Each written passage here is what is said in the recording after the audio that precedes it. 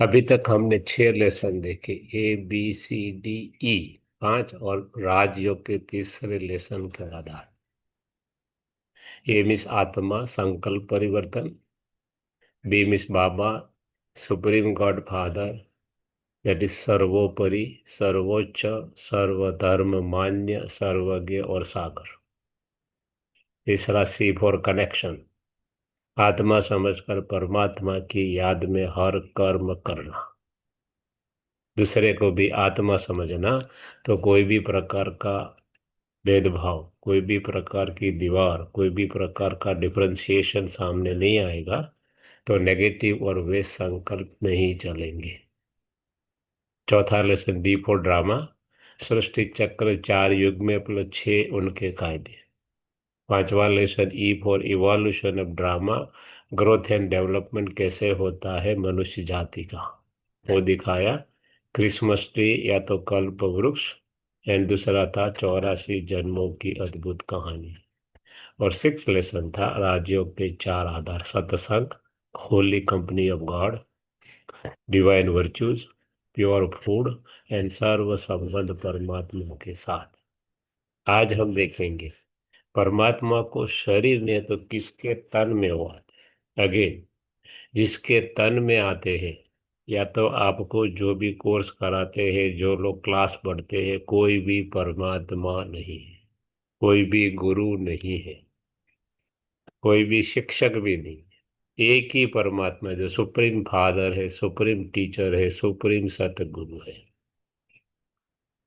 हम सब आत्मा आत्मा, भाई भाई, एक पिता की संतान, और शरीर के नाते भाई बहन दूसरा कोई नाता नहीं, और देखना आत्मा को ही है। तो कौन सा शरीर? अगेन, शरीर गुरु नहीं है, टीचर नहीं है, परमात्मा नहीं, बराबर ख्याल रखना। तो ये शरीर था, जिसका नाम था दादा लेखराज। सिंधी थे, दादा मतलब भाई कहते हैं, दूसरा कुछ नहीं। दादा का मतलब दादी मतलब बहन, दादा मतलब भाई। उसका जन्म हुआ था सिंध हैदराबाद, जो अभी पाकिस्तान में है, 1876। कृपलानी फैमिली था, वल्लभाचारी थे, पक्के भक्त थे विष्णु के।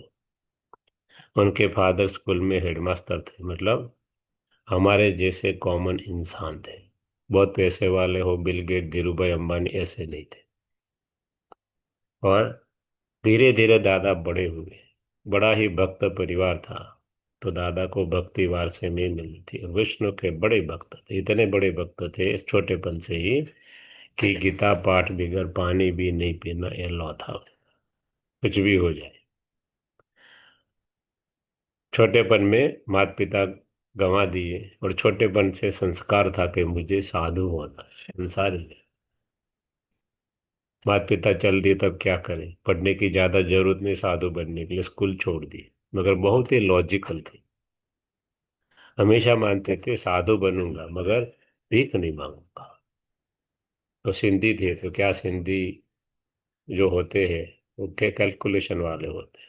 तो सोचा थोड़ा पैसा कमा लूं, इंटरेस्ट पे रख दूंगा तो ब्याज आएगा, इंटरेस्ट उसमें मेरा गुजारा चलेगा, और मुझे भिक्षा नहीं मांगनी पड़ेगी, मगर होना है साथ। इसलिए बड़ा भाई था, उनका धंधा था सिंध हैदराबाद में ग्रेन मर्चेंट, अनाज के व्यापारी। हम आपको दोनों उसकी जीवन कहानी का पार्ट दोनों भेजेंगे। आज तो हम 1 घंटे में जितना हो सके उतना कवर कर लेंगे, ताकि आप जरा उसकी जीवन कहानी पढ़ लेना, पढ़ने लायक जीवन कहानी। परमात्मा ने एक सैंपल हमारे सामने प्रेजेंट किया, कि ये बन सकता है मनुष्य होकर, सामान्य मनुष्य होकर, तो आप भी बन सकते हो। और देवी देवता एक नहीं, 33 करोड़ देवी देवता है। परमात्मा सबको बनाने के लिए आए, इसलिए हम भी बन सकते हैं। तो कहने का मतलब, अनाज के व्यापारी थे, लिखा है जीवन कहानी। उनके छोटे, जब वो अनाज के व्यापारी थे, 1894, लगभग 15-16 साल की उम्र होगी तब की बात है ये। बोले मैंने 12 आने, मतलब 75 पैसे, 20 kg गेहूं और बाजरा, व्हीट और बाजरा बेचा है। इतनी चिपनेस थी भारत देश में। हमने भी देखा है हमारे गांव में, आपने भी शायद देखा होगा। पहले गांव में क्या होता था, पैसे की सिस्टम नहीं होती थी, हाथ सिस्टम बोलते हैं, जिसको इंग्लिश में बार्टर सिस्टम कहते हैं। जो लोग हमारी साइड में पटेल जो खेती बाड़ी वाले होते हैं, उनके वहाँ हर लोग काम करने आते हैं। ब्लैक स्मिथ आएगा, कारपेंटर आएगा, हजा बार्बर आएगा, सब आएंगे। मेरा किसी को पैसे देने की सिस्टम नहीं थी। पूरे साल का अनाज नहीं देते थे। अपने खेत में घर में जो भी होता था, part and parcel of member of family गिना जाता था। ये भारत देश का कल्चर था। कहने का मतलब, ये दूर की बात नहीं है, हमने देखी हुई बात है। और हम छोटे थे, हमको बराबर याद है। 20 kg जो ग्राउंडनट होती थी, 20 रुपये में 1 रुपये केजी मिलती थी। और आज देखो क्या भाव, क्यों? पॉपुलेशन बढ़ गया, रिसोर्सेज घटे। कहने का मतलब, बहुत ही चीपनेस थी। वस्तुओं की इतनी कीमत नहीं थी। मनुष्य की ज्यादा कीमत थी एज कंपेयर टू थिंग्स। आज उल्टा हो गया है। वस्तु की कीमत बढ़ गई है, मनुष्य की कोई कीमत नहीं है। ठीक है ना दुनिया में? कहने का मतलब, ऐसा जमाना। धीरे धीरे उसने देखा कि मेरे गांव में जितने भी मेरे समान हैं, युवान लोग प्लस अप टू रिटायरमेंट होते, सब लोग बाहर बिजनेस कर रहे थे। सिंध हैदराबाद की कस्टम सिस्टम थी। युवान लोग बाहर जाते थे, अपना फैमिली वहीं रहता था, खुद चले जाते थे। और महीने में, सॉरी, साल में एक बार दो बार कोई सोशल इवेंट होता तो आ जाते थे, 15 दिन में से फिर चले जाते। कहने का मतलब, मेजोरिटी उसका जो टाउन था सिंध, अभी तो बहुत बड़ा सिटी है पाकिस्तान के अंदर, उसके अंदर मेजोरिटी बच्चे, बूढ़े और माताएं बहन, युवान लोग कम थे गांव के। तो ऐसी कुछ कंडीशन थी, social condition of the village. अब उसने देखा कि यहाँ तो लिमिटेड जनता है, तो क्यों ना दूसरे की तरह मैं भी बाहर चला जाऊँ। तो उनका पड़ोसी नेबर जो थे, आए थे मुंबई से। ये क्यों आए थे? वैकेशन। तो बोले, उसको बोला मैं चलूँ, तो कहाँ चलो। जैसे यहाँ कोई हमारे एरिया से, इंडिया से, आसपास से कोई आता है, तो हम उनको सपोर्ट देते, वैसे एक दूसरे को सपोर्ट देते थे। धंधा रोजगार सिखाते थे, फिर वो नौकरी धंधा अपना करने लग पड़ते थे। तो चल दिए पड़ोसी के साथ मुंबई। वो लिखते हैं अपने जीवन, मुंबई इतना बड़ा नहीं था जितना हम आज देख रहे हैं। 1894-95 की बात है। एक छोटा सा टाउन था, दरिया के किनारे था। उनका पार्टनर, जो उनका, सॉरी, सेठ था, उनको तो बड़ी ज्वेलरी की दुकान थी, डायमंड और सोने की। कुछ आता तो नहीं था जी, अभी इतनी पढ़ाई भी नहीं की थी। तो क्या होता था, जो जनरल लेबर गए, पूरी जो उसकी जो शॉप थी, सब सिंधी ही थे, क्योंकि सिंधी वालों की शॉप थी। तो सब युवान इकट्ठे हुए, जो तीन चार थे, बोले चलो मूवी देखने के लिए। तो पहली बार दादा कहते, मेरे जीवन में मैंने एक मूवी देखी जिसका नाम था रूप सुंदरी। और मूवी देखकर मेरे जीवन में हलचल मच गई। मूवी नाम क्यों मूवी था? वो जमाने में मूवी में टॉक मतलब बात, मतलब आवाज नहीं आ रही, साइलेंट मूवी बोलते हैं, इसलिए मूवी नाम था। मूवमेंट होती है, आवाज नहीं होता था। बाद में डबिंग हुआ 10 साल के बाद अबाउट, फिर ये आवाज आने लगी मूवी में। पहले आवाज नहीं थी, इसलिए नाम पड़ा मूवी, मूवमेंट होती थी खाली। वो बोलते मूवी देखने के बाद मेरे मन में बहुत संकल्प चले। युवान था, तो सोचा कि इतना अच्छा संसार है, तो क्यों मैं साधु बनूं। साधु तो मैं रिटायर होने के बाद भी बन सकता हूँ। तो उसकी उसने शादी की। धीरे धीरे दुकान के अंदर थे नौकर, धीरे धीरे बहुत ही मेहनतू थे, बहुत ही बहुत ही ऑनेस्ट थे। तो सेठ ने प्रमोशन दिया, मैनेजर बनाया, फिर धीरे धीरे पार्टनर बनाया। दूसरी साइड में बड़े भक्त थे नारायण के। तो क्या होता था, घर में लक्ष्मी जी नारायण का पग का मसाज कर रही, सचित्र आता था भक्ति में, वो रखा था। मगर बहुत ही लॉजिकल थे। वो सोचते थे कि नारायण जी के पास तो कितने नौकर चाकर दास दासी है, क्यों उनकी पत्नी ही उनका पग का मसाज करे। तो पेंटर को बुलाए और बोला लक्ष्मी जी को अलग कर दो। तो लक्ष्मी जी को वहां से चित्र से निकाल दिया गया, पेंटर के साथ। और दादा के पास जो चित्र होते थे जिसमें लक्ष्मी नारायण साथ में खड़े होते थे सजोड़े, कपल के रूप में, कभी भी दादा हमेशा छोटेपन से मानते थे कि गीता पाठी थे तो आत्मा है, शरीर का रोल नहीं है। मतलब माताओं बहनों प्रत्ये दादा को पहले से ही वो जमाने में, वो जमाना तब ऐसा नहीं था, वो जमाने में बहुत ही ऊंची भावना थी। दादा को एक गुरु के साथ सेटिस्फेक्शन नहीं होता था, दूसरा करते थे, तीसरा करते, वैसे दादा ने अपने जीवन में 12 गुरु किए। दादा आगे बढ़े विदेश में भी, उनको शादी हुई, 4 संतान हुई, 2 बच्चियां 2 बच्चे।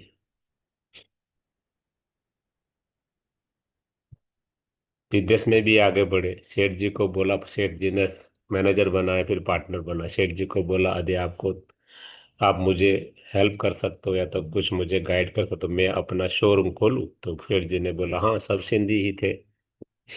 उसने अपना पहला शोरूम कैलकाटा में खोला, तब भारत की कैपिटल कैलकाटा थी, अंग्रेज लोग मेजोरिटी वहां से व्यवहार करते थे।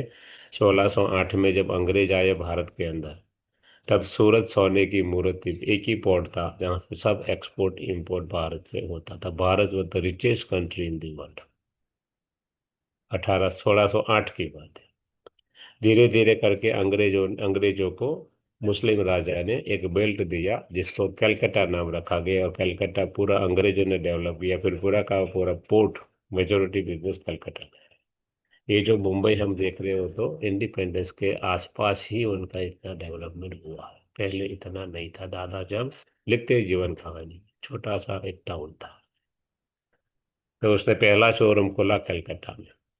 धीरे धीरे दादा ने दूसरा शोरूम खोला, वैसे करते करते दादा पैसे वाले, 2 3 बच्चों की शादी कर दी। छोटा बच्चा था, नारायण नाम रखा था क्योंकि नारायण के बड़े भक्त थे, याद आए नारायण इसलिए रखा था, वही बाकी था।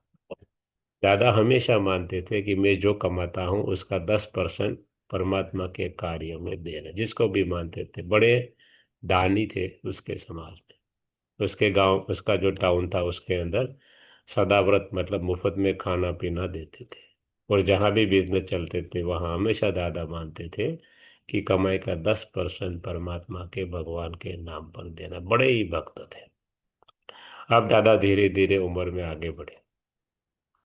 दादा को बार बार होता था कि मैंने छोटेपन से कहा, मेरा संकल्प था मुझे साधु होना है, अब मेरे को साधु होना है, मगर छोड़ नहीं पा रहे थे क्योंकि अच्छी कमाई थी धंधे, मगर सत्संग हमेशा करते थे, गीता पाठी पक्के थे। एक दिन मुंबई के अंदर, अब दादा धीरे धीरे 50 क्रॉस करके 57 58 तक पहुंच गए। एक दिन मुंबई में अपने बंगलों में, बाबूलनाथ के सामने बड़ा बंगलो था, शोरूम भी था, गुरु को बुलाया था अपने घर। सत्संग होने के बाद गुरु को बंगले में ठहराया, अपने रूम में गया, और दादा को विष्णु का साक्षात्कार हो गया। विष्णु के बड़े भक्त थे, खुश खुश हो गए। दादा ने सोचा मेरे गुरु ने मुझे दर्शन करवाए, खुश खुश होते थे। तो विष्णु ने बोला था तत्व, मैं जो हूं वही तू है। दादा बड़ी सोच में पड़ गए, बहुत ही लॉजिकल थे। सोचने लगे मैं कैसे विष्णु हो सकता हूँ, और जैसे ही सोचने लगे साक्षात्कार में से बाहर आ गए। अब दादा ने सोचा गुरु है बाज बंगलों के अंदर, लाओ जाकर पूछ लेता हूँ।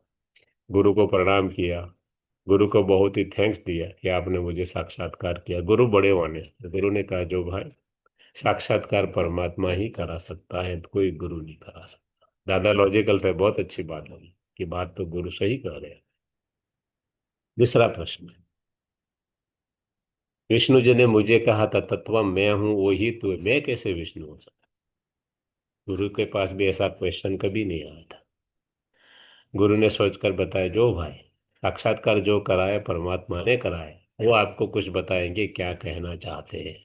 एज ए गुरु तो मैं इतना ही कहता हूँ, आप धंधे में बहुत ही डूबे रहते हो, बड़े वक्त हो मगर डूबे रहते हो, तो थोड़ा अपने लिए भी समय निकालो। और उसको बात टच कर गई, जो उनका संकल्प था वो और ही तेज हो गया, दृढ़ हो गया।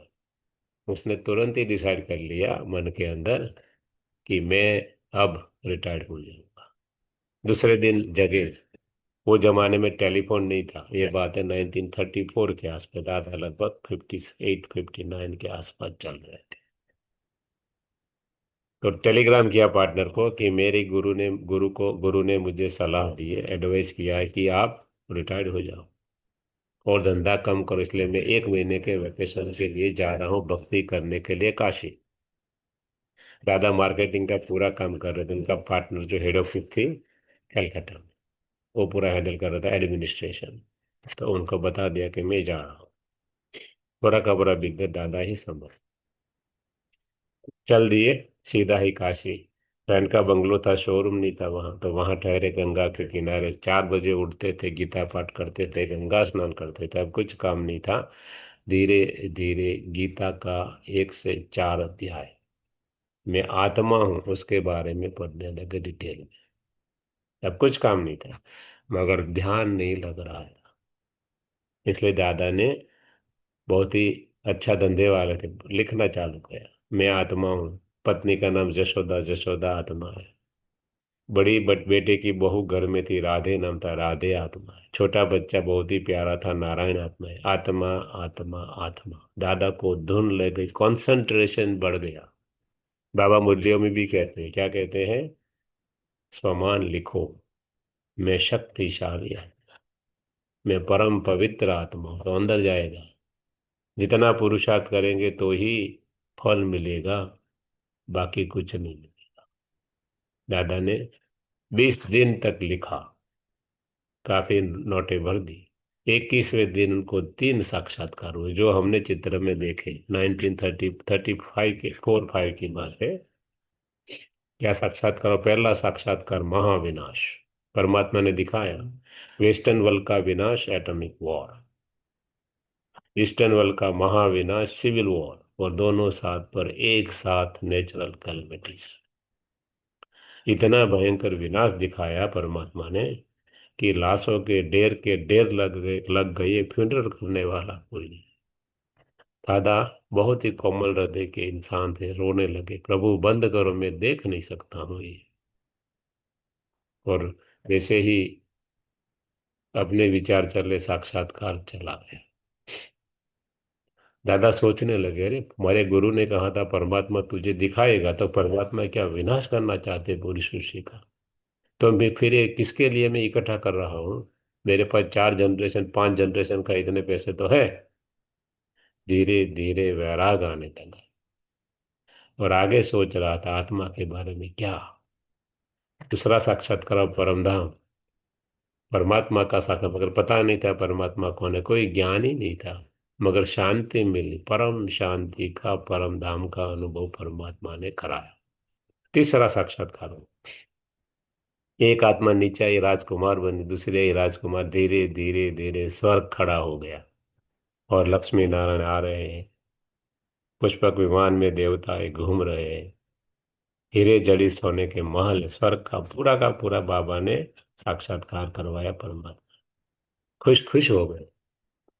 जैसे ही खुश होते थे, आवाज सुना दिया, ऐसी दुनिया तुम्हें बनानी है। दादा बड़े लॉजिकल थे, अरे मैं कैसे बना सकता, तो परमात्मा का काम है। और जैसे ही ज्यादा सोचने लगे, साक्षात्कार में से बाहर। अब दादा को निश्चय हो गया कि मेरे गुरु भी मुझे कहते हैं, और ये जो दिखाने वाला कोई सामान्य नहीं, ये परमात्मा ही मुझे दिखा रहा है कि कुछ होने वाला, ऐसी दुनिया होने वाली। मैं तो उनका भक्त हूँ, परम भक्त हूँ, कि मेरी ड्यूटी बनती है वो कहे वैसा करने का। अब दादा ने निश्चय कर लिया कि धंधा रिटायर्ड, और परमात्मा जो मुझे कहेगा साक्षात्कार के द्वारा वो मैं करूँगा। दूसरा कुछ भी मैं करने गया। दूसरे दिन टेलीग्राम दूसरा किया, 21वें दिन, कि मैं आ रहा हूँ, वकील को बुला लीजिए, लॉयर को, I wanted to retire from the business. गया, साइन पेपर किया, जो भी आया साथ में लेकर कलकत्ता। पैसे वाले थे बहुत ही ज्यादा, 10 जितने शोरूम थे भारत के अंदर। और किसके शोरूम थे? डायमंड शोरूम थे, पैसे वाले थे, और बहुत ही बड़े भक्त थे। कोई भी प्रकार का अभिमान नहीं था। अब दादा ने अपने घर पर सत्संग चालू किया। 3 बड़े बंगलो थे कराची में, वो जमा, सॉरी, सिंध हैदराबाद में, वो जमाने में। दो कार थी, कैसे चलने वाली, स्टार्टअप, बैटरी नहीं आती थी, इंजन हैंडल से स्टार्ट होती थी। और मिनी बस थी फैमिली को घूमने के लिए, अच्छे पैसे वाले थे। अब दादा ने सत्संग चालू किया, 70 जितने भाई बहन, 70। अपने घर आते थे, गुरु को बुलाते थे, गुरु गीता पढ़ते थे, वो नहीं आते तो दादा पढ़ते थे, बूढ़े थे, और टाउन टाउन में बहुत ही बड़ी वैल्यू थी दादा की। और जो आते थे उनको प्यार से हर रोज खाना खिला कर भेजते थे। शाम को सत्संग होता था दोपहर के बाद। धीरे धीरे सत्संग आगे बढ़ा। एक दिन गुरु का सत्संग था, दादा को कुछ आगे पीछे अंदर से होने लगा, एक बंगलों के रूम में जाकर बैठ गए। 10-15 मिनट हुई, दादा वापस नहीं आए, तो उनकी पत्नी जसोदा थी, पुत्र वधू राधे थे, उसको लगा कि दादा कहाँ गए। और सत्संग में मानते हैं गुरु जिसका होता है उसको, कि गुरु घर आए और उसका जो फॉलोवर हाजिर न रहे तो उनका अपमान गिना जाता है। इसलिए वो ढूंढने के लिए निकले दोनों, गुरु कहाँ गए, सॉरी, दादा कहाँ। तो ढूंढते ढूंढते देखा दादा एक कॉर्नर की रूम में बैठे हैं, और दादा बीच में बैठे हैं, जो विंडो में से दिखाई दे रहे, दरवाजा खुला है, मगर दादा की आंखें बंद। अब कैसे बुलाया जाए। तो माता जी थी जसोदा माता, उनकी पत्नी, उसने पुत्र वधू को बोला, बेटा राधे, दादा आंख खोले तो तू लेकर आना, मैं सत्संग में वापस चाहती हूँ, सब बाहर रहे अच्छा नहीं। और वो वापस चली गई सत्संग के अंदर। अब पुत्र वधू यंग थी, क्या करे। तो देखा दादा की आंखें बंद है, तो दरवाजा के बीच में जाकर खड़ी रही, बैठ गई, और सोचा कि चलो दादा आंख खोलेंगे तो मैं लेकर जाऊंगी, क्या करूंगी खड़ी खड़ी। जैसे बैठी दरवाजे के अंदर, उसको भी कुछ दादा के अंदर परिवर्तन देखने लगा। आंखें बंद थी, दादा को ऑब्जर्व करने लगी। तो दादा के अंदर से कुछ लाल लाल लाइट आ रही। थोड़ी देर के बाद दादा ने 3 महावाक्य बोले, जो यहाँ लिखे हुए, निजानंद स्वरूपम शिवोहम शिवोहम, ज्ञान स्वरूपम शिवोहम शिवोहम, प्रकाश स्वरूपम शिवोहम शिवोहम। दादा की आंखें बंद थी, मगर बोल रहे थे मुख से। और बाद में बंद हो गए दादा बोलते ही। थोड़ी देर, 4-5 मिनट के बाद दादा ने आंखें खोली तो देखा सामने पुत्र वधू बैठे। तो दादा ने तुरंत ही पूछा, बेटा राधे, मेरे अंदर कोई लाइट आई, प्रकाश आया, किसका? और मेरे अंदर कुछ हुआ और मेरे मुख से बोला भी, आपने क्या सुना? तो तुरंत पुत्र वधू ने जो सुना बता दीजिए। अब दादा को पता चला कि मेरे गुरु जो परमात्मा की बात कह रहे, वो शिवोहम, वो शिव है, और मेरे द्वारा कुछ करवाना चाहते हैं। तो मेरी ड्यूटी है उसका भक्त होने के नाते वो कहे ऐसा कर। अब धीरे धीरे धीरे दादा को एहसास होने लगा कि कराने वाला वो है, मैं तो निमित्त मात्र हूँ। अब क्या हुआ, जब सत्संग चालू होता था कभी गुरु नहीं आते थे, और सत्संग का लॉ था पहले से ही कि ओम की ध्वनि कराते, ओम करके 5-10 बार, और फिर सत्संग आगे चलता था। कस्टम सिस्टम बनाई थी। फिर गीता पाठ होता था। अब दादा जब बैठता था तुरंत ही उसके शरीर में परमात्मा की आत्मा आ जाती थी। और धीरे धीरे परमात्मा ने दादा द्वारा साक्षात्कार करवाना चालू किया। पहले बोलते नहीं थे परमात्मा, सीधा ही साक्षात्कार। और पूरा का पूरा ज्ञान की शुरुआत साक्षात्कार परमात्मा कहते, अंत में भी साक्षात्कार की धूम मच जाएगी, पहले जो मची वैसी। तो क्या होता था, जिसको जो हनुमान जी को मानते, दादा में हनुमान जी दिखाई देता था, राम को माने उसको दादा में राम दिखाई दे, कृष्ण को माने उसको दादा में कृष्ण दिखाई दे, जो भी जिसको मानते दादा को दादा के अंदर से दिखाई दिया। लोग मानने लगे, अरे भक्ति में कितनी भक्ति करते, तब साक्षात्कार होता है, यहाँ तो कोई भी आए 17 थे, कुछ न कुछ साक्षात्कार होने लगे। धीरे धीरे माताएं बहनें ज्यादा थी क्योंकि कंडीशन ऐसी थी। अब सबको बात चली, कहाँ सिंधेद्रा मुखी, साक्षात्कार करना है तो दादा के सत्संग में जाओ। और ये 70 का जो सत्संग था, 70 का, वो 300 का हो गया। क्यों? लोग देखने के लिए आना, चलो दादा के पास क्या साक्षात्कार होगा, जिसको मानते रहो, होता था। धीरे धीरे सत्संग आगे बढ़ो। उसमें एक कन्या है जिसका नाम था राधे, दादा की पुत्र वधूनी, सिंधी फैमिली की थी। उनके माता पिता मुंबई में ही रहते थे। पिताजी को बड़ा घाटा हुआ बिजनेस के अंदर। बड़ा इंश्योरेंस का ब्रोकरेज का बिजनेस था, और घी के बड़े व्यापारी थे। सब कुछ चला गया, बैंकरप्ट हो गए। वो जमाने में फादर को हार्ट अटैक आया, शरीर छोड़ दिया, अब कुछ बचा नहीं पीछे। और एक कन्या पढ़ रही थी, माता पिता के साथ रहते थे कॉन्वेंट स्कूल में मुंबई में। अब कोई रास्ता नहीं रहा। उनके मैटरनल अंकल थे, वो सिंह में थे, मामा, तो वहां ही जाना के सिवाय कोई विकल्प नहीं रहा। उसकी मदर यंग वय में रोड़े बन गए, 1935 की बात है। अब कहाँ जाए, तो उनके जो उनका पियर घर था वहां चले गए, माता पिता के वहां, कन्या के साथ। बहुत दुखी रहती थी। वो जमाने में क्या था, हिंदुओं में हिंदू सिंधी में जो विडो होती थी, वो दूसरे को सुबह में मुंह नहीं दिखा सकती थी, काले कपड़े ही पहनने हैं, गहने नहीं पहन सकते, आदि आदि काफी कस्टम सिस्टम थी। क्यों बनाई थी पूर्वजों ने? हम्म। क्योंकि अंग्रेजों का राज था और आगे मुस्लिमों का राज था। कोई सुंदर स्त्री को रखते थे, होती थी, देखते थे तो मोहित हो जाते थे, उनके उसके पीछे कुछ न कुछ करते थे। इसलिए हिंदुइज्म में लाज प्रथा और सती प्रथा थी।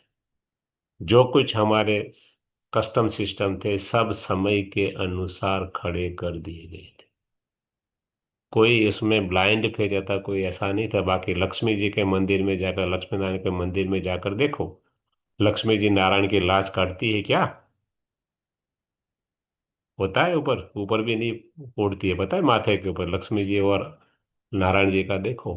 नहीं। हिंदू की कस्टम सिस्टम नहीं है। क्यों बनाई गई? To protect ladies from the invaders.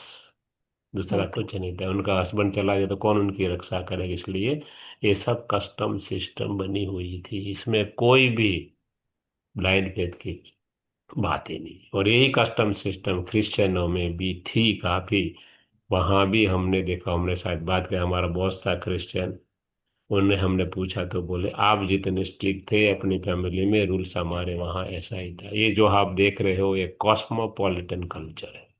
Mumbai में हम्म। देखो, टोरंटो में देखो, सब समान है, कोई फर्क नहीं। हम्म। हम कुछ बात कर रहे थे, हमने बोल बोल दिया वैसे ही, हंसी हंसी में, कि नाम था स्टैन उसका। मैं बात कर रहा हूँ आज 2009 की बात कर रहा हूँ। हम हम्म। कर रहे थे आरबीसी में, तो बता दिया आपका कल्चर कैसा है। बोले हमारा कल्चर नहीं, मुंबई में जाकर देखो। बात सही है। हम्म। कहने का मतलब एक कॉस्मोपॉलिटन कल्चर है, कोई रिलीजन का कल्चर नहीं है। कोई कुछ भी करता है, पता ही नहीं किसके साथ क्या करता है, क्या रहता है। तो कहने का मतलब, ये कन्या माता जी कहते हैं, माता जी को किसी ने, आप दुखी रहती हो तो दादा के सत्संग में। और फैमिली पूरा कृष्ण भक्त था। माता जी गई, कृष्ण का साक्षात्कार हुआ दादा में से। खूब शांति मिली, वापस आई तो देखा, अरे मेरी मदर में इतना परिवर्तन कैसे? क्योंकि यंग लड़की थी और पढ़ी लिखी थी। कल तो रो रही थी, आज तो कुछ नहीं है। बोला कहाँ गई थी? तो बोले यहाँ मैं आऊँ, वो भी गई। और उसको भी साक्षात्कार हुआ कृष्ण का, दोनों जाने लगे। ये लड़की की विशेषता ये थी, कन्या की, कि अच्छा बहुत गाती थी, वायोलिन बजाती थी। तब जो ओम ध्वनि का काम था वो परमात्मा ने दादा के थ्रू का इसको सौंपा, और आराम से ओम का ध्वनि 25-30 बार कराती थी। अब धीरे धीरे परमात्मा का कार्य, परमात्मा ने कहा दादा को कि अपना सब कुछ सरेंडर कर दो, एक रजिस्टर्ड मंडली बनाओ, और आपके पास जो भी सब कुछ दे दो। दादा बड़े भक्त, तुरंत पेन उठाई और लिख दिया, मैं दादा लेखराज, मेरी चल अचल तमाम संपत्ति मैं ओम मंडली के रजिस्टर ओम मंडली को समर्पित करता हूँ। और दादा को देखकर दूसरे चार फैमिली, चार जो थे दादा जी से समर्पित हो गए, और एक मंडली बनी जिसके अंदर 300 मेंबर थे। और परमात्मा ने कहा ये मंडली के मेन जो ट्रस्टी होंगे वो माताएं बहनें होंगी, इसलिए ब्रह्मा कुमारी नाम, कुमार हम्म। नाम नहीं। कहने का मतलब, और परमात्मा ने ओम मंडली बनवाई दादा के थ्रू। और धीरे धीरे ये सत्संग में 300 का था, उसके अंदर 80 जितने बच्चे बच्चे आते थे। 40 जितने बच्चे से 6 से 10 साल से, 11 से 14 साल के थे, दूसरे चार दादा। परमात्मा ने दादा को कहा दो बंगले में दो हॉस्टल बनाओ और फ्री ऑफ चार्ज पढ़ाओ, लौकिक एजुकेशन जो चल रहा है वो। और परमात्मा साक्षात्कार और अपने ज्ञान के द्वारा अलौकिक एजुकेशन पढ़ाएंगे। और सब जितने भी स्पेशल जो कोर्स होते हैं, आर्ट आर्ट कोर्स, सब कैसे सीना, कैसे बुनना, कैसे सब कुछ परमात्मा ये तो प्रोफेशनल सिखाएंगे, फ्री ऑफ चार्ज, किसी के पास कुछ नहीं लेना है। और तब दादा ने टाइम्स मैगजीन में वो जमाने में 35 में छपवाया कि ओम मंडली is the richest in the world, क्योंकि भारत का रुपया हैवियर देन पाउंड। ये बात हम आपको 1935 की दिखा रहे हैं, ये इतिहास की बात नहीं है, खोल कर देखो। ये जो हम्म रिवॉल्यूशन रुपया का है, बहुत समय के बाद, इंदिरा गांधी के शासन के बाद हुआ, पहले नहीं था। भारत सबसे रिचेस्ट कंट्री था। हम लोग फॉरेन में क्यों आए? पैसा कमाने के लिए, ठीक है हम्म ना? हम्म तो अंग्रेज भारत में क्यों आए थे? व्यापार करने, मतलब पैसा कमाने के लिए। आप ईस्ट इंडिया हम्म कंपनी, ईस्ट इंडिया कंपनी का हिस्ट्री देख लो। 400 साल में ईस्ट इंडिया कंपनी कैसे आगे आई? कुछ नहीं लाए थे। पूरा का पूरा भोल का व्यापार जो होता था भारत के द्वारा ही होता था। कहने का मतलब, हमको जो रियलिटी है उसको धीरे धीरे करके एजुकेशन के द्वारा, लॉर्ड मैक्यूले के एजुकेशन के द्वारा सब कुछ बुलवा दिया। ये स्पेशलाइजेशन था गांव में जो होता था। हर गांव में लोहार होता था, ब्लैक स्मिथ, हर गांव में कारपेंटर होता था, हर गांव में गोल्ड स्मिथ होता था, हर गांव में बार्बर होता था। हर एक चीज होती थी, और हर गांव इंडिपेंडेंट कंट्री था। हम्म गुरुकुलम का एजुकेशन मिलता था, स्पेशलाइजेशन था, सब कुछ जो आज फॉरेन कंट्री में हम देख रहे हैं। हम्म जब 1835 में जब देखा, तब पहली स्कूल कब खुई लंदन में? 1811 में। तब भारत के अंदर 7 लाख गुरुकुल थे। ये हमारा कल्चर था, बुला दिया गया हमको धीरे धीरे करके। कहने का मतलब, परमात्मा ने ये बच्चों को हॉस्टल में विदाउट एनी चार्ज पढ़ाना चालू किया। लौकिक हम्म एजुकेशन, ट्रेड्समैनशिप सब, और अलौकिक परमात्मा का ज्ञान। कोई भी फीस नहीं, मगर एक ही कंडीशन, छोटे बच्चे थे, अपने माता पिता की चिट्ठी लेकर आओ कि हम हमारे बच्चे को ओम मंडली के अंदर पढ़ने के लिए राजी खुशी से भेज रहे हैं। वे छोटे बच्चे थे। अब ये ऐसी हॉस्टल चली, और परमात्मा ने एक माता व बहनों द्वारा फ्यूचर में चलने वाली संस्था का पूरा का पूरा फाउंडेशन रखा। स्पिरिचुअल आर्मी इन यूनिफॉर्म, तब की बात है, तब की बात है 1835 की। और धीरे धीरे धीरे साक्षात्कार के द्वारा, और धीरे धीरे ज्ञान देना चालू किया। आत्मा हूं तो सीधा ही साक्षात्कार। कहने का मतलब, ये परमात्मा ने काम आगे बढ़ाया। अब क्या हुआ? 4-5 लेसन हुए, खान पान की बात आई। परमात्मा ने कहा क्या खाना क्या नहीं खाना, जो हमने आपको लेसन नंबर 6 में दिखाया। सिंधी फैमिली था, फॉरवर्ड फैमिली था, काफी हम्म लोग बाहर थे, खाने पीने में सुखी थे। उनके समाज में ऑपोजिशन हुआ। गांव के मुखी मानधाराम सिंधी थे, सॉरी टाउन के, वो दादा को मिले। दादा को बोला, आपने एक भी पैसा किसी से नहीं लिया, चाहे गवर्नमेंट चाहे समाज से, आप तो बड़े दानी हो, आप बहुत अच्छा काम कर रहे हो, मगर आप बच्चों को जो सिखा रहे हो, ये करना चाहिए, ये खाना चाहिए, नहीं खाना चाहिए, और ये तो छोटे बच्चे, फ्यूचर उसका क्या होगा, शादी होगी तो। दादा ने कहा, देखो भाई, मैं कुछ नहीं बता रहा हूँ, परमात्मा मुझे बता रहा है, और मैं वैसे भी नहीं बता रहा हूँ, मैं मेरे जीवन में इम्प्लीमेंट करके फिर बताता हूँ। मगर उन लोग को तो परमात्मा दिखाई नहीं देता है।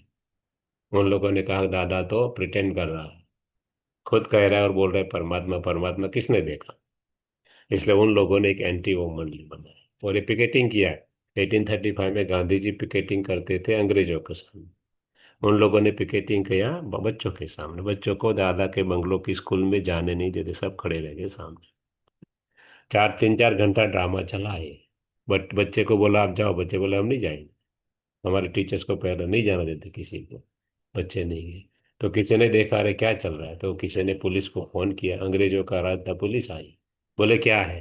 तो बोले ऐसा है। पुलिस हंसने लगी कि आप सरकार के सामने करो, ठीक है, अपने बच्चे हैं, दूसरे के नहीं है, जिसको आप 4-5 घंटे से पूरे के पूरे सनलाइट में खड़े रखे, आपको शर्म होनी चाहिए, बाय फोर्स सबको घर पर भेज दिए।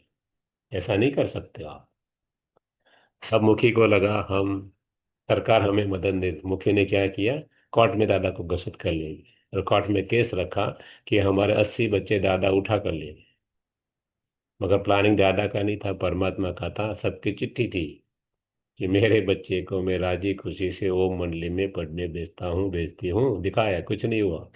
और 1 साल तक बहुत ही विरोध किया। कोई भी कंसेप्ट नया समाज में आता है तो उनका जमकर समाज विरोध करता है, क्योंकि nobody like the change. जैसे कि हम्म। लॉर्ड क्राइस्ट आए। लॉर्ड क्राइस्ट का हिस्ट्री देखो, 10 से 29 साल तक, 29, लॉर्ड क्राइस्ट कहाँ है किसी को पता नहीं। लोग बताते हैं भारत में ही थे। उसने जो ज्ञान दिया उसका नाम था कृष्णा निधि। भारत से सीखा था ज्ञान। उसका समाज में क्या था, जिसने उसको क्रूसीफाई किया वो लोग हिंदू नहीं थे, वो लोग सब ज्यूइश थे। तब क्रिश्चियन धर्म नहीं था। और ज्यूइश लेकर को नया प्रिंसिपल दिया, किसी को अच्छा नहीं लगा क्योंकि बुरा अलग था, तो उन लोगों ने क्या किया, सूली पर चढ़ा दिया, क्रूसीफाई कर दिया। उसका समाज ने ही किया। क्यों? नया कंसेप्ट, कोई भी नई चीज आती है तो समाज जमकर ऑपोजिशन करता है। और लॉर्ड क्राइस्ट को फांसी लगा दी। किसने लगाई? जूइश लोगों ने ही लगाई, हिंदू नहीं थे वो लोग। इसलिए दादा के पास भी नया कंसेप्ट आया तो लोग जमकर ऑपोजिशन। दादा हमेशा मानते थे, उनको बेचारे को पता नहीं है कि परमात्मा मुझे कह रहा, मैं वो तो ऐसा ही मानते मैं कर रहा हूँ, तो नेचुरल है मेरा अपोजिशन करे, उस पर कोई दोष नहीं। दादा ने कभी भी मन में ये नहीं रखा कि ये लोग क्यों विरोध कर रहे हैं। दादा हमेशा मानते थे पता नहीं, एक दिन पता पड़ जाएगा तो जरूर स्वीकार कर लेंगे। इसलिए दादा ने किसी के सामने कुछ भी नहीं, जो था कोर्ट का जो भी था सब कुछ, आना जाना सब कुछ है। अब धीरे धीरे ऑपोजिशन बंद हो गया। क्यों? अब मुखी ने देखा कि अपना कुछ चलने वाला नहीं, कोर्ट में या पुलिस के थ्रू क्या किया है, तो उसने मीटिंग बुलाई और बोला देखो हम लोग मूर्ख हैं। तो बोले क्यों? ये दादा तो बूढ़ा है, 60 साल के नजदीक पहुंचने आए, ये 8-10 साल में चला जाएगा, फिर बैठे बैठे ये 300 लोग कैसे खाएंगे, बंद कर दो, सब कुछ बंद कर दो। और ये मंडली आके चली। अब परमात्मा ने देखा छोटा प्लेस है, टाउन है, चलो कराची, पूरी की पूरी मंडली कराची शिफ्ट हुई, 300 भाई बहन की। 100 ऐड हुए, जिसने साक्षात्कार के द्वारा को 400 भाई बहन की ये मंडली बनी। दादा ने 5 बंगलो रखे कराची में। शीशोर पर कराची है पूरा का पूरा। तब भारत का ही पार्ट था, 1936 की बात है। 1947 में भारत पाकिस्तान का बंटवारा, तब तक भारत का ही पार्ट। और यहाँ परमात्मा ने 1936 से लेकर 50, 14 साल तक, जो माताएं बहनें भाई जो भी थे, भाई कम थे, माताएं बहनें ज्यादा ज्यादा थी, और नाम था ओम मंडली। उसको बस परमात्मा ने 14 साल तक तपस्या कराई। क्यों? फ्यूचर में संस्था बने, उनके बेस्ट एडमिनिस्ट्रेटर या तो मैनेजर्स मिले। अब क्या हुआ, 1947 में भारत पाकिस्तान का बंटवारा हुआ। लहू की नदियां बन गई खून की। हमने साहब देखो वीडियो, कलकत्ता में क्या हुआ। अलग अलग हिंदुओं को तगेड़ दिया गया, पाकिस्तान में से कुछ नहीं दिया गया। इन लोग के बिजनेस भारत के विविध शहरों में थे, वो स्टेबलाइज हो गए, उनको कुछ भी ले जाने नहीं दिए। दादा की मंडली तो वहीं थी, परमात्मा की कोई आज्ञा नहीं, दादा वहीं रहे। पाकिस्तान की गवर्नमेंट है, उन लोगों ने मंडली का इंस्पेक्शन किया, उसने देखा अरे ये लोग तो गवर्नमेंट का एक भी पैसा ले नहीं रहे, अच्छी बात है। कोर्स पूरा का पूरा गवर्नमेंट का भी चला रहे, गुड गुड न्यूज। और दूसरा क्या करते, स्पिरिचुअल एजुकेशन जो देते, तब छोटा था वो, झाड़ का और 4 ही चित्र होते थे नहीं। बोले अच्छा ज्ञान दे रहे, कुरान में जो लिखा है सब कुछ, खाली एक ही डिफरेंस है, हम अल्लाह खुदा कहते हैं, वो लोग शिव बाबा कहते हैं। बाकी कोई डिफरेंस नहीं है। ओरिजिनल धर्म में कोई भी डिफरेंशिएशन नहीं, ओरिजिनल चले जाओ। इसलिए सरकार के लिए कोई प्रॉब्लम नहीं था कि पैसा देना नहीं था उनको, तो मंडली वहां ही रही। और उनको जो चाहिए था सब गवर्नमेंट की ओर से मिल रहा था, कोई प्रॉब्लम नहीं था उनको, तो मंडली वहां रही। अब क्या हो, जो लोग चले गए उनके फैमिली वाले मेजोरिटी, सिंध हैदराबाद वाले जो कराची और आसपास वाले हिंदू थे, वो लोग स्टेबलाइज हो गए। कहाँ? भारत के विविध शहरों, या तो फॉरेन में भी उनका धंधा था वहाँ, सिंगापुर आदि आदि, मलेशिया, जहाँ भी उनके बिजनेस चल रहे थे। अब उन लोगों को चिंता हुई, अरे हम तो चले आए सेफ स्थान पर, मगर उन लोगों का क्या, किसी का भाई, किसी की बहन, किसी का चाचा, मामा का कोई न कोई था। 300 की 400 की मंडली थी। उन लोगों ने चिट्ठियां लिखना चालू किया दादा को कि आप भारत आ जाओ, हम आपको पूरी मदद करेंगे। एक बार सब उनका अपोजिशन कर रहा है, बोल रहे पूरी मदद करें क्योंकि आप वहाँ सेफ नहीं हो, हमारे जो भी सगे संबंधी भाई बहन सेफ है, आप यहाँ आ जाओ। मगर दादा को कोई आज्ञा नहीं थी। 3 साल के बाद 1950 परमात्मा ने दादा को बोला चलो भारत। और तब ये जो बहन थी, जिसका भाई था बड़ा दानी था, मुंबई के अंदर जसलोक हॉस्पिटल सिंधी लोग आज भी चलाते हैं, उसके भाई ने बहुत बड़ा दान किया था, 1 करोड़ रुपया का, बहुत पैसा वाला। बार बार लिखता था दादा को, तो इसको यज्ञ में से इस मंडली में से भेजा गया मुंबई कि आपका भाई को बोलो हमें कोई ऐसा स्थान बताए, कैसे हमारे पास है, स्थान बताओ, 400 भाई बहन भारत में रह सके और ये परमात्मा का कार्य आगे बढ़े। मुंबई गई, तब गुजरात स्टेट नहीं था। 15 गुजरात स्टेट बना 1 मई 1960। बृहद मुंबई मुंबई राज्य था, अंग्रेजों द्वारा जो एस्टैब्लिश किया गया था, वही राज्य चल रहा था। महाराष्ट्र गुजरात अलग हुए 1 मई 1960। सौराष्ट्र स्टेट अलग था, कच्छ यूनियन टेरिटरी में आता था। और पूरा का पूरा बेल्ट जो बड़ौदा है, अहमदाबाद है, अब तो मुंबई तक, वो पड़ता था ग्रेटर बॉम्बे स्टेट के अंदर। तो वो चले गई बॉम्बे, उसका भाई था वहाँ। उसने जगह देखी, मुंबई, बड़ौदा, अहमदाबाद, उसको जगह अच्छी नहीं लगी जहाँ 400 भाई बहन रह किसी ने बताया आप माउंट आबू चले जाओ, वहाँ राजा की कोठिया है। राजा क्या करते थे, समर होता था तो वेकेशन के लिए वहां जाते थे, 300 400 का काफला, उनकी कोठियां रहती, उसमें 300 400 उसके सैनिक, उनका फैमिली रहता था। गए, उनको भरत राजा की व्रज कोठी पसंद आई, रख ली। और ये मंडली 15 मई 1950 ट्रांसफर हुई इंडिया में, भारत में। तब का ये सीन है। और हम्म, सरकार ने सब कुछ, जो मंडली की कार थी दादा के पास, जो 2 कार, वो भी बोट में चल रही, सब कुछ लेकर, क्योंकि इंप्रेशन बहुत अच्छी थी ना। और परमात्मा की चला रहे थे। लोग तो नहीं मानते थे, वो नहीं मानने वाले, मगर चलाने वाला तो वो था ना, जो दिखता नहीं था, दादा के द्वारा कार्य कर रहा था। सब कुछ ले जाने दिया और वो लोग आ गए माउंट आबू। और नाम अब परमात्मा ने बदल दिया, नाम रखा ब्रह्मा कुमारी ईश्वरीय विश्वविद्यालय। वो मंडली पहले था अभी तक। परमात्मा आज भी कोई भी चीज एडवांस नहीं बताते, कहते हैं मैं आपको बता दूं तो दुनिया के सब मेरे बच्चे हैं, जो मुझे जाने नहीं जाने। उसने उन लोगों ने क्या गुना, इसलिए कि परमात्मा हमेशा कहते हैं कि मैं कोई भी चीज एडवांस में नहीं बताऊंगा। इसलिए आपको क्या करना है, तो बोलते थे आपको करना है आत्मिक अभ्यास। कोई भी चीज कभी भी अचानक होगी, आपको एवर रेडी रहना, कैसे, लंबे समय का अभ्यास करके पुरुषार्थ। एबिलिटी बनाओ, हनुमान जैसे बन जाओ, अंगद जैसे बन जाओ, युधिष्ठिर जैसे बन जाओ, जो शास्त्र में लिखा हुआ है। कोई भी परिस्थिति आए, कोई भी चैलेंज आए, प्रॉब्लम आए, ऑब्स्टिकल आए, लोग आए, आपको हिलना डुलना नहीं। चलाने वाला वो चला रहा है, कराने वाला करा रहे, आप फिक्र क्यों करते हैं? आप ऊपर नीचे क्यों हो जाते हैं? कहने का मतलब, नाम बदला, मतलब क्या है, विद्यालय मतलब विश्वविद्यालय, सारे विद्या का काम कर रहे हैं, किसका, विद्या देने का, सिखाने का। विश्व, सारे विश्व में सेंटर, एक भी सेंटर नहीं था। ईश्वरी, ईश्वर द्वारा चलती है, ईश्वर का ज्ञान देती है। कुमारी मेजोरिटी माताएं बहनें, कुमारी को पवित्र माना जाता है हर धर्म के अंदर। मेजोरिटी माताएं बहनें कुमारियां थी। ब्रह्मा जिसके तन में आए थे, उनका नाम दिया था ब्रह्म माँ, ब्रह्म की माँ, सोल कॉन्शियस का ज्ञान देने वाली माँ। मदर का रोल है, मगर है मेल बॉडी, इसलिए शिव के मंदिर में नंदी रखते हैं। क्यों रखते हैं पता नहीं, परमात्मा मेल बॉडी में आते हैं। और ज्ञान को बहाने का काम माताओं बहनों द्वारा करते हैं। इसलिए शिव शक्तियाँ, जो हमने लेसन नंबर 3 में देखा था, और परमात्मा का ज्ञान बहाती है, पानी नहीं बहाती। इसलिए हर नदी का नाम देखो, बहनों के नाम पर है, गंगा, यमुना, गोदावरी, सरस्वती, तापी, आदि आदि। खाली एक ही नाम मेल पर है, ब्रह्मा के नाम पर ब्रह्मपुत्रा। बाकी सब भिन्न। सब कुछ जो कुछ भक्ति में दिखाया, सब कुछ परमात्मा ने जो कहा और जो कराया वही है।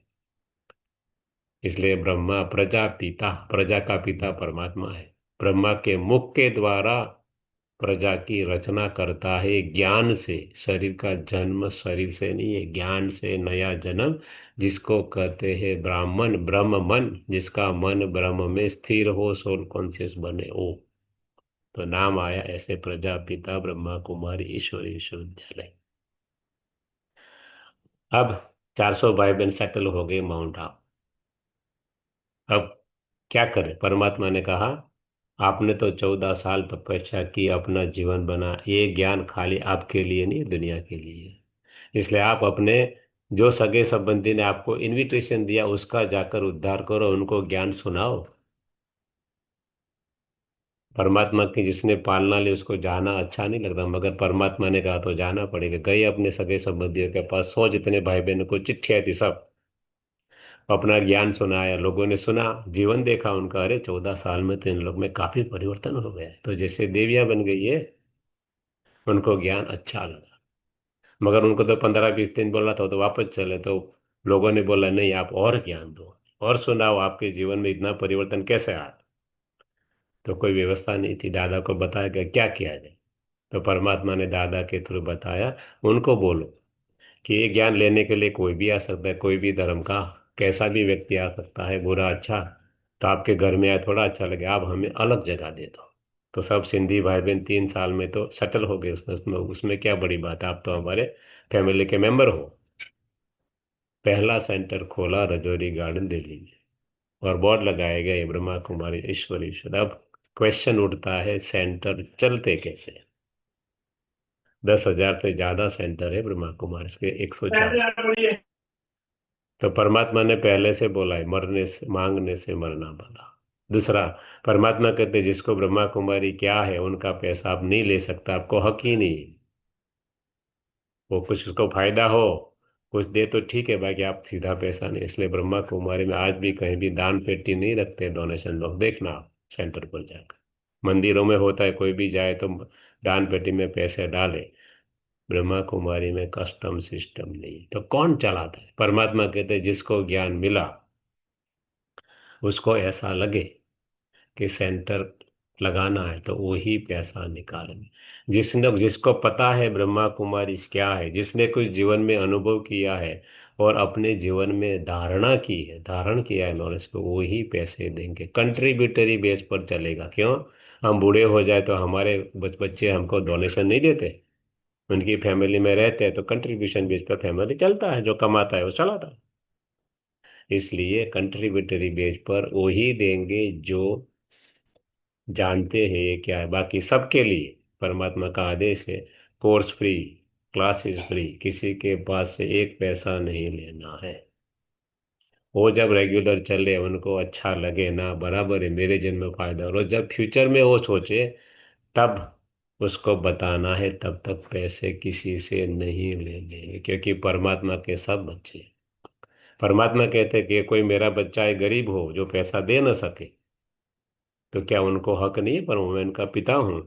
इसलिए कोर्स क्लास कोई फीस नहीं।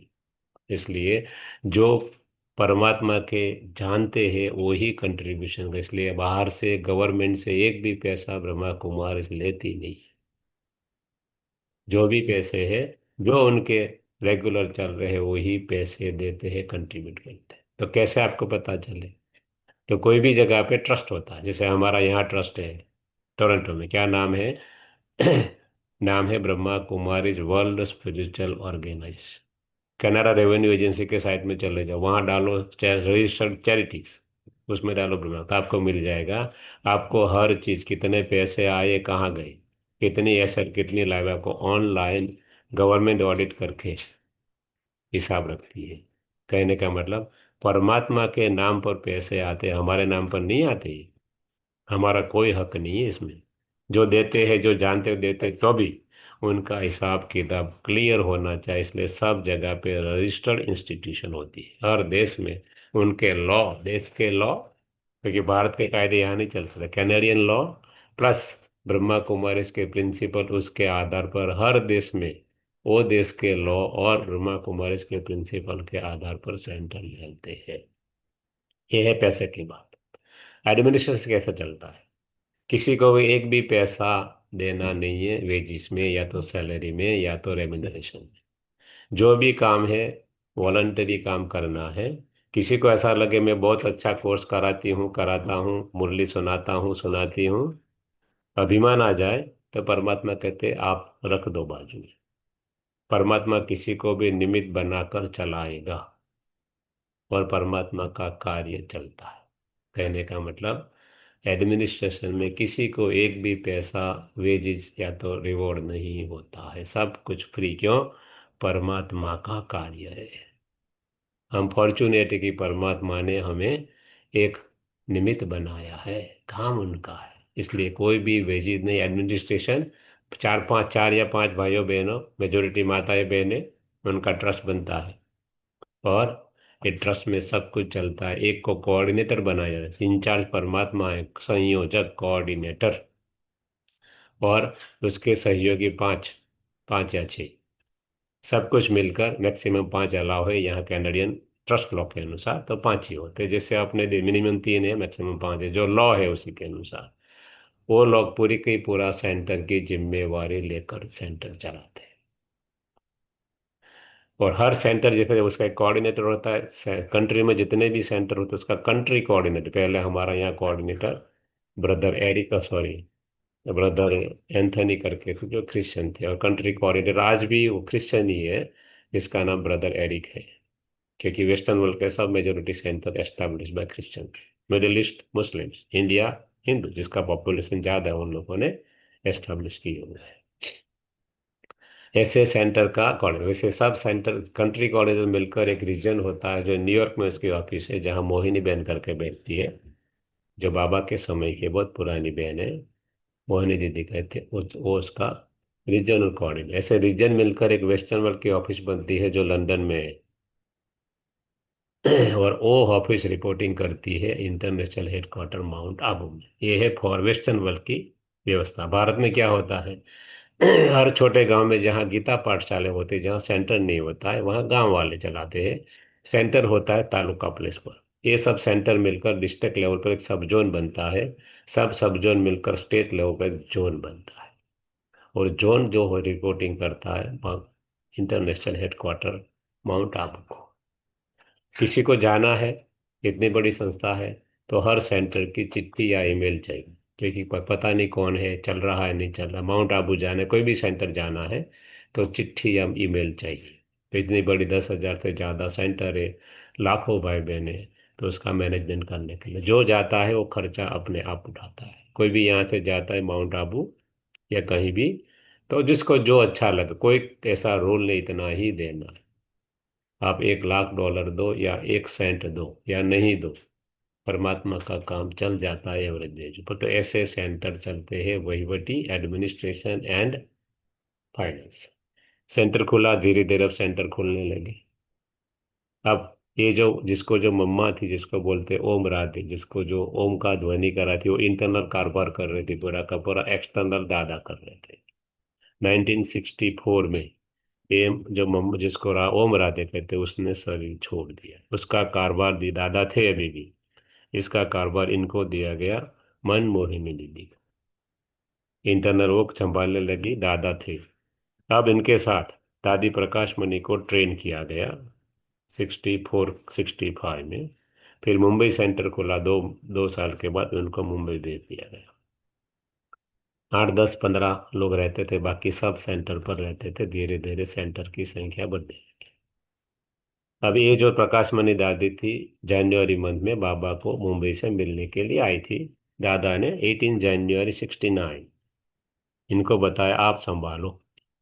परमात्मा कोई भी चीज एडवांस में बताते नहीं है। किसके शरीर में आएंगे कुछ पता नहीं, उसने शरीर छोड़ दिया। इनको बताया गया 3 दिन दादा का बॉडी रखा गया, डिस्ट्रिक्ट मजिस्ट्रेट की परमिशन लेकर दादा का अग्नि संस्कार फ्यूनरल किया गया हेडक्वार्टर के अंदर। भारत में लॉ है, किसी का घर पर नहीं कर सकते।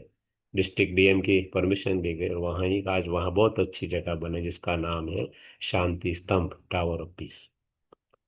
उसने 100 सवा 100 जितने सेंटर थे सबको बुलाया गया कि दादा ने शरीर छोड़ा, आप आ जाओ। और दादा का फ्यूनरल हुआ 21 जनवरी 1969, और दादा को भोग लगाया गया परमात्मा को इस बहन के द्वारा। जिसका नाम दादी गुलजार या दादी हृदय मोहिनी, दो नाम थे, दादी गुलजार कहते हैं। उसके शरीर में परमात्मा आए और पहली मुरली चली जो ऑनलाइन अवेलेबल है। 69 से अभी तक सब उनके द्वारा परमात्मा ने बोलना चालू किया। अब तक दादा से दादा ने शरीर छोड़ दिया। और जो ये इसके शरीर में परमात्मा आते थे, ये बाहर का काम करती थी, इंटरनल काम मनमोहनी दीदी करती थी। अब दो की जगह पे तीन। 1973 में इन दादी को उन दादी के द्वारा परमात्मा ने कहा सेंटर खोलो। कहाँ? लंदन में इनविटेशन था। दादी जानकी जो थी उनको भेजा गया। एक रूम का ही सेंटर था, राजयुगा मिलिट्री था वहाँ। 60 रूम का बहुत बड़ा भव्य सेंटर है, इंटरनेशनल ऑफिस है वेस्टर्न वर्ल्ड की। धीरे धीरे 74 में ब्रह्मा कुमारी आई पहले कनाडा में। कनाडा में सेंटर है। 74 से ब्रह्मा कुमारी ने कनाडा में 50 साल 74 में पूरे किए। अब धीरे धीरे सेंटर बनने यहाँ से ब्रह्मा कुमारी गई अमेरिका में। धीरे धीरे वहां भी सेंटर खुलने लगे। 82 में परमात्मा ने कहा इस दादी को कि यूनो के मेंबर बनो। किसी को पता नहीं था यूनो क्या है, कैसे मेंबर बना जाए। तो हमारा गयाना में सेंटर था, वाइस प्रेसिडेंट से गयाना के उनके वहाँ आई। गयाना हिंदू कंट्री, उनके वहाँ सेंटर चल रहा था। उसने बहुत हेल्प की। Brahma Kumari is a permanent member of United nation organization, NGO, non government organization. Speech का तमाम कार्य आज भी ब्रह्मा कुमारी तब से कर रही है। 1991-92 में धीरे धीरे सेंटर बढ़े, फॉरेनर्स की संख्या आने लगी। क्या किया जाए सॉरी। तो 84 में एक हॉल बनाया गया जो पहली बार पांडव भवन जिसका हेडक्वार्टर है उसके सामने 5,000 की कैपेसिटी वाला। 18 लैंग्वेज में ट्रांसलेशन हुआ क्योंकि बहुत फॉरेनर आने लगे। क्या किया जाए, तो हॉल बनाया गया। और हम लोग पहली बार ये हॉल में 85 में बाबा को मिले थे। नया नया हॉल बना था, बहुत अच्छा हॉल था तब। आज तो 30,000 की कैपेसिटी वाला हॉल है और 1 लाख की कैपेसिटी वाला हॉल माउंट आबू में बन रहा है। कहने का मतलब ये सब परमात्मा द्वारा चल रहा है। सब निमित्त है, कराने वाला वो है, उनके नाम पर सब कुछ चलता है। मगर काम कैसे होता है? संदेश या जिसके शरीर में या तो जिसको भोग लगाकर जो जाते उनके द्वारा पूरा का पूरा परमात्मा ट्रांस में साक्षात्कार के पाठ द्वारा सब कुछ डायरेक्शन आज भी देते हैं। पूरा का पूरा गुप्त रीति से हर कार्य चल रहा है एस्टैब्लिशमेंट का परमात्मा। तो अब हॉल बना, धीरे धीरे आगे बढ़े। दादी ने हमने देखा 85 से 91 तक बहुत ही अच्छे अच्छे प्रोग्राम किए। Even deputy general secretary of United nation organization थे। संख्या बढ़ी, अब क्या किया जाए। आसपास के बंगलों रखे मगर तो भी संख्या बढ़ी। 91-92 में एक नया कैंपस माउंट आबू के ऊपर बनाया गया, ज्ञान सरोवर। 2,000 भाई बहन आराम से वीआईपी फैसिलिटी के साथ रह सके ऐसी व्यवस्था खड़ी कर दी गई। Government of Germany, government of India and Brahma Kumari तीनों ने मिलकर सोलर सिस्टम एस्टेब्लिश करी कि Brahma Kumari is pioneer of solar system in India. और ब्रह्मा कुमारी के जितने भी कैंपस है माउंट आबू सब सोलर सिस्टम के ऊपर चलते हैं। अपना सोलर फार्म है। एक्स्ट्रा एनर्जी जो होती है प्रोड्यूस इलेक्ट्रिसिटी गवर्नमेंट को भी देते हैं। परमात्मा का प्लानिंग है। धीरे धीरे करके संस्था आगे 1991-92 में इन्होंने कहा कुछ करो, हॉस्पिटल लगा दी गई जिसको ग्लोबल हॉस्पिटल रिसर्च सेंटर, जिसके बारे में कल हमने आपको थोड़ा बताया था। और संस्था आगे बढ़ने लगी, जगह नहीं है, क्या किया जाए। 1995 में एक बड़ा 35 हेक्टर्स लैंड दी, ऊपर जगह नहीं थी आबू रोड पर। और बड़ा कैंपस बनाया गया जिसमें 50,000 भाई बहन रह सके ऐसी फैसिलिटी आज खड़ी है। 30,000 की कैपेसिटी वाला डायमंड हॉल बनाया है जिसके अंदर अब तो वॉकी टॉकी रेडियो के द्वारा, फ्रीक्वेंसी के द्वारा पूरा का पूरा, बाबा जब आते तो पूरा का पूरा ट्रांसलेशन हर लैंग्वेज में होता है फ्रीक्वेंसी के आधार पर। हम्म, धीरे धीरे संस्था आगे बढ़ी। 1997 के अंदर 20 विंग बनाई गई परमात्मा के आदेश अनुसार, जो हमने कल आपको थोड़ा बताया था। Admin wing, art and culture wing, blah blah blah, woman wing, youth wing. धीरे धीरे करके 2007 में ए दादी ने शरीर छोड़ दिया। इसका कारभार दिया गया ए दादी को, दादी जानकी को, जो हम्म, लंदन थी उनको लाया गया माउंट आबू। धीरे धीरे उनके द्वारा संस्था आगे बढ़ी। उसने शरीर छोड़ दिया। 2021 में उसका चार्ज दिया गया इनको। दादी गुलजार, उसने भी शरीर छोड़ दिया 1 साल के बाद 2022 में। उनका साथ दिया गया दादी रतन मोही को, जिसने ये साल इस अगले में ये 2025 में शरीर छोड़ दिया। अब पूरी दादी या जो बाबा के डायरेक्ट हैंड थे वो चली गई। अभी चार्ज दिया गया है दीदी मनमोहिनी को, जो यहाँ न्यूयॉर्क में थी, उनको भेज दिया गया है इंडिया। कहने का मतलब परमात्मा का कार्य है आज भी पूरी रीति से परमात्मा के डायरेक्शन अनुसार चल रहा है। हमने हम्म, आपको 2 स्लाइड भी, एक स्लाइड भेजी, दूसरी स्लाइड ये थी जो 5 वेबसाइट है उसके पीछे दूसरी 2 स्लाइड है। आप कभी भी जाकर इंटरनेट ऊपर देख सकते हो क्या है ब्रह्मा कुमारी। अपना ऑफिशियल कोर्स 7 दिन का यहाँ पूरा होता है।